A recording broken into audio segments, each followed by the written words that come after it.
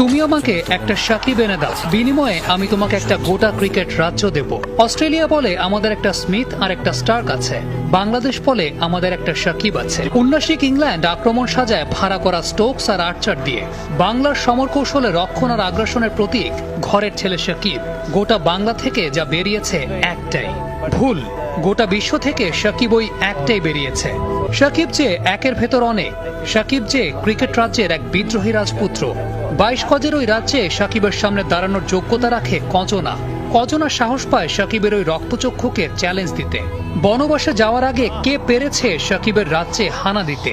কজনের সামর্থ্য হয়েছে গত এক দশকে রঙিন পোশাকে সাকিবকে ছুঁয়ে দেখতে। কেউই পারেনি, কারো সামর্থ্য হয়নি, কারণ সুপারহিরোরা সাধারণের কাতারে নামে না।